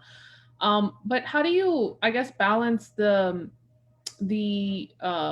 utilities side of it to where as a city, you have the consumption, and then that adds to your revenue that you're kind of selling the water, but then at the same time, you're trying to conserve water. So how do you balance that? Councilmember, it's an excellent question. And I think that both the Ardura team and the LAN team, as well as RIA, could lend some insight into that. Because that, again, that's a challenge for many of the communities up and down the corridor, that they're having to balance conservation because of the limited supply, as well as the revenue needed to, again, improve their system, especially when it's aging. So RIA, I'll let you kind of lead that first, and then we'll let the LAN and Ardura teams jump in. No, that's Councilwoman, is a great question, what you and me talked about today. In 2007, the water rate was done when Councilman Belmares was on the council. That was never, at that time, council also pushed really hard on water conservation. What we saw in 2014, the water consumption went down close to 30%. That means you don't have 30% of the revenue. So whatever revenue we are expecting, we didn't have that money. We had to go back to council, so raise the water rate. So there is a two-way source. Of course, because of the 30% less consumption, we were able to provide more water to more customers. You spend a little bit less money on infrastructure, but you also did not collect 30% of the revenue.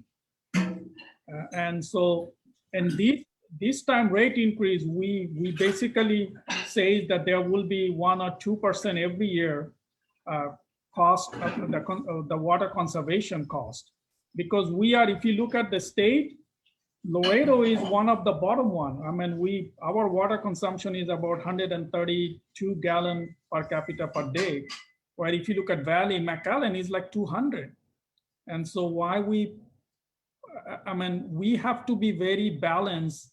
And part of those things, Ardura and LAN will do the balance. We can't push too much water conservation, because then you cannot provide even water to the people. You have to raise the same water. So the same people come back and tell council, hey, you tell me to save water, now you're raising my rate.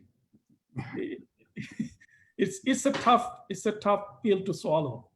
And I'll let Chris and Tom answer.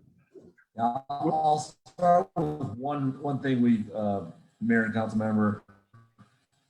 Another thing we're going to come back this summer with is looking at potential for impact fees, which is solely related to the additional capacity we're going to add for new folks who are coming on, to try to bifurcate that from the normal operations of the system, which, as Rhea mentioned, gets into the stair-stepping of conservation rates and who pays what for the amount of water and wastewater you use. So it's a complicated mess.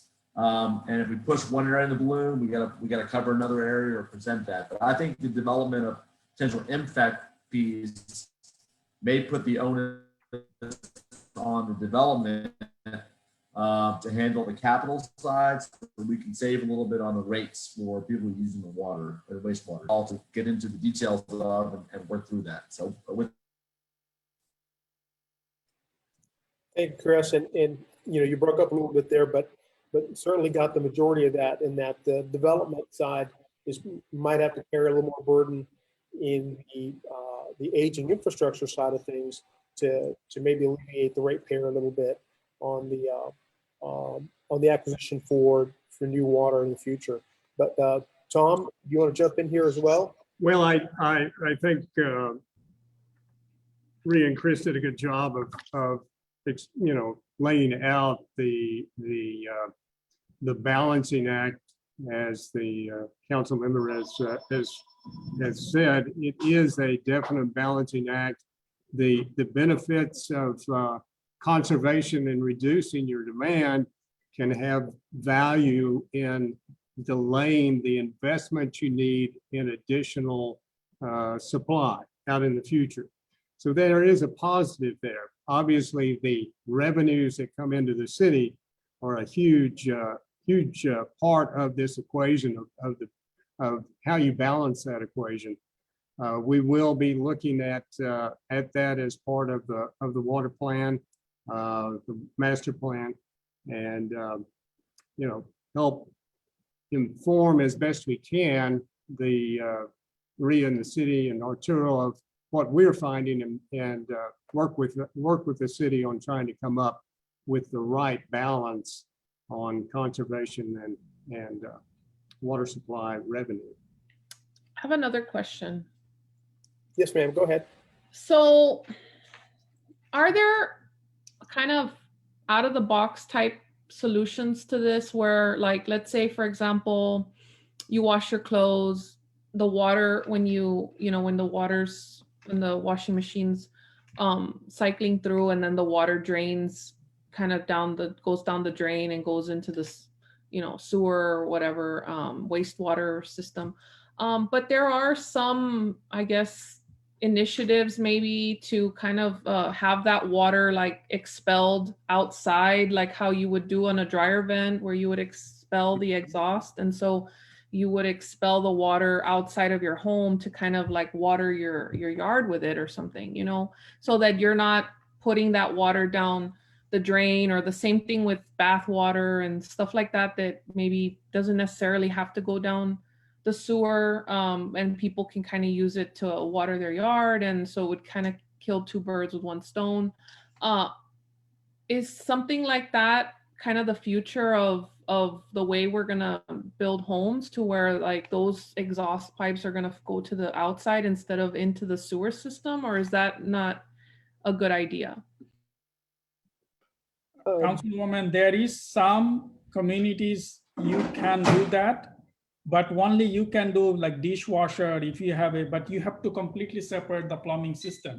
Any water coming from your toilet and from your shower, that by law, because it can contain the pathogens, it has to go to the sewer, because it does contain the human feces and other pathogens.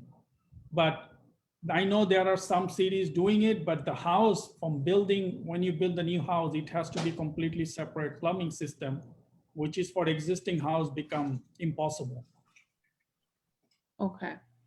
And then thank you. And then another question I had was, as far as like the Rio Grande and the, I guess the endangered elements, as far as us being in a Watermeister area, are there efforts to work with all the communities along the river? I know the Border Patrol does a good job of clearing invasive species like the carrizo cane, or the, I just recently learned about salt cedar trees and how water intensive they are and invasive they are. And so I know we have efforts on our side to kind of clear some of these invasive species, but then you look over on the Mexican side and you see that there's a lot of them. So, and since we both pull water from the river, is there any international efforts to kind of have a joint protecting the Rio Grande efforts type movements?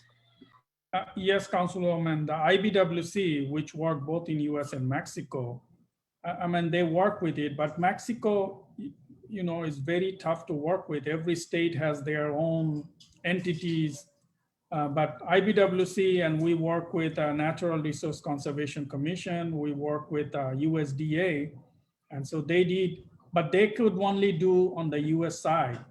And Mexico side also, anything you tell them, first thing they're gonna say, are you gonna give us money?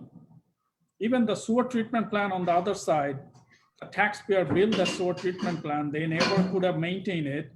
Now they are asking back again, say, hey, all the pumps are gone, so can you give us more money?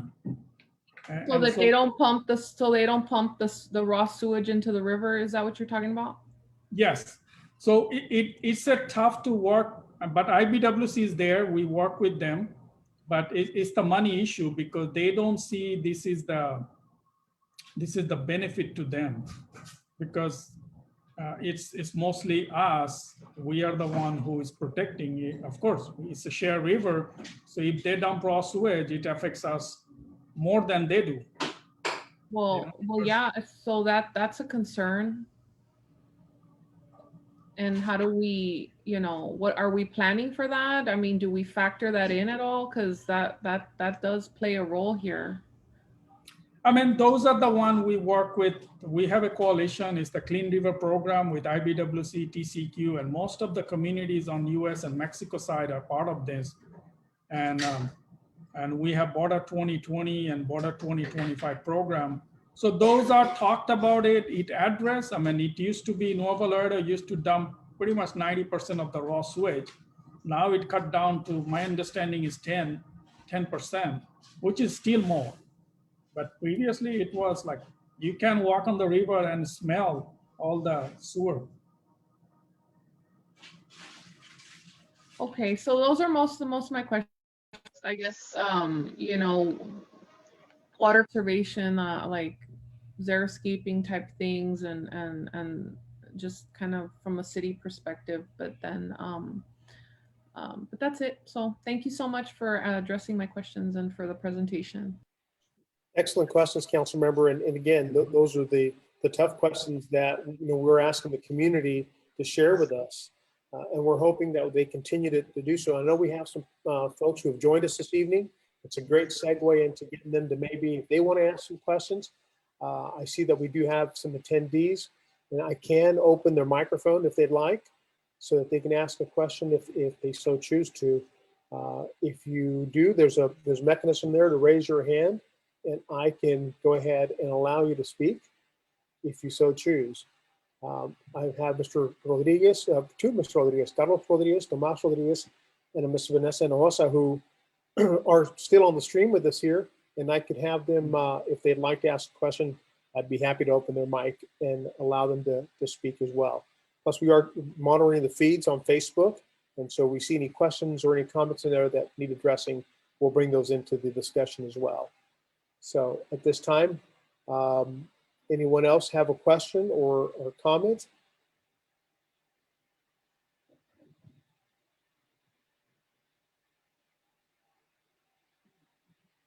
Okay, it looks like we don't have any comments or questions. I think we're good. Bear with me just a second.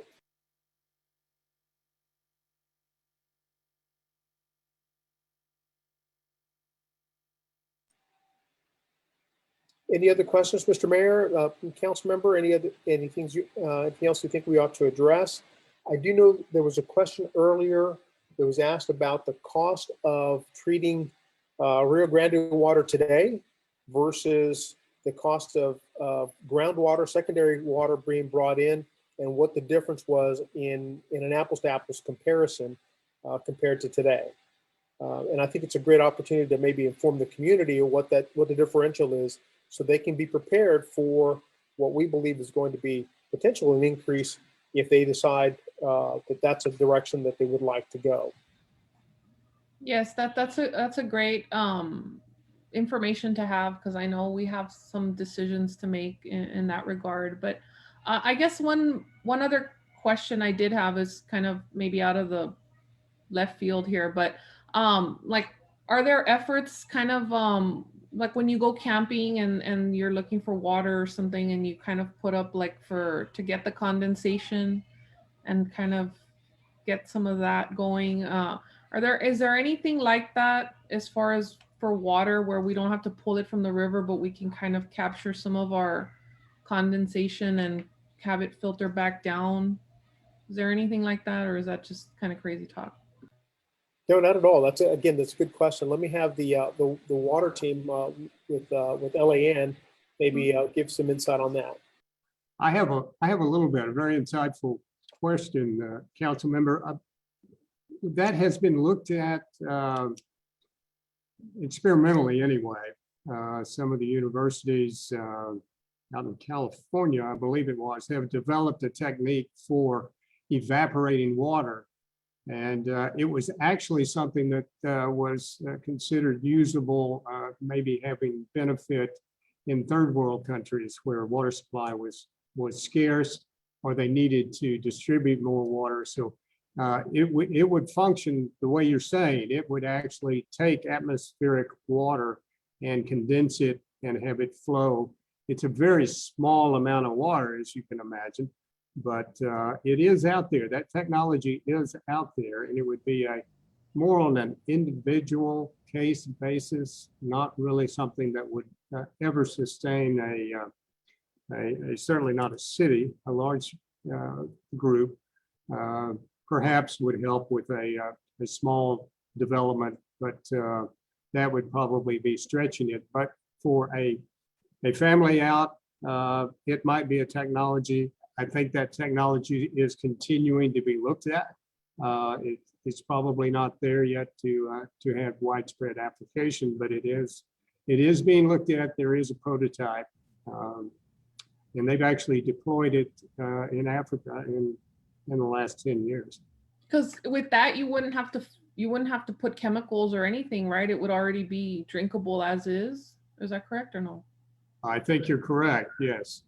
So it seems kind of like the most purest way to, I guess, so you don't have to kind of put all these chemicals in there. And if we have this big body of water, I don't know if it would be worth kind of trying to experiment with that somehow. But it was just a thought. It's a good thought. It is, council member. Like you said earlier with the previous questions on conservation, it's a trade-off. It doesn't produce a lot of water. It's very, very small amounts. It's more an amount for individual use than large use. So, and then you have to factor in how much does it cost for the device to actually use atmospheric water. So we've got the same trade-offs again. But that's what makes the water business fun, I guess. Thank you so much. Yes, ma'am. Thank you, Tom. Any other questions? Anyone else who might want to ask a question? I think we got one coming in from Facebook. Could a proactive step to clean river water upstream elevate water costs in relation to treatment? That question was posed by Mr. Ricky Jaime on Facebook.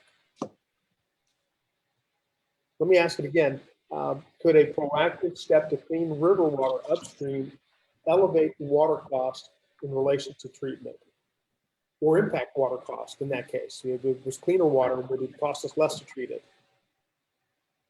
Councilman, I'll answer that. Only the river water is pretty clean. Only time we see high turbidity when there is a flood on upstream.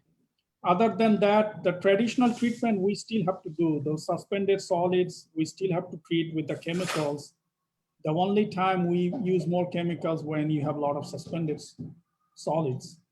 And unfortunately, we are very lucky on the river, Rio Grande, there is no chemical plant. There is no really chemical discharge on the Rio Grande. And so that's one great thing about Rio Grande, which other communities have chemical plants. So that's the, even if you clean it upstream, nature of the river, it brings sediment, it brings all the other stuff, you still have to treat it. So we don't see any significant saving on treatment. Thank you, Rita. We appreciate that answer. And I hope, Mr. Jaime, I hope that answered your question as well out on our Facebook live stream. Again, anyone else who's out there watching who may want to ask a question, please don't hesitate to put it in the feed, and we'll ask it of the panelists that are here with us. Again, from Facebook, has the increase in population over the years been taken into account when assessing the possible increase in the current water rates? So previous water studies, did they include the increases in populations today? 2015 study, 2011 study? Yes, the 2011 master plan did that. But 2011 master plan did not recommend a water rate increase because water rate was already increased in 2008. And so when we did the water rate increase study on 2018, yes, we look at the future growth, we look at the capital cost, we look at operational cost need for next 5 years. Thank you, Ria. Anyone else that might have another question? Do we have anything else coming in from Facebook or from our panelists? Again, if any of the panelists, attendees want to ask a question, I can certainly open up your mic to ask a question, or you can put it in the chat as well.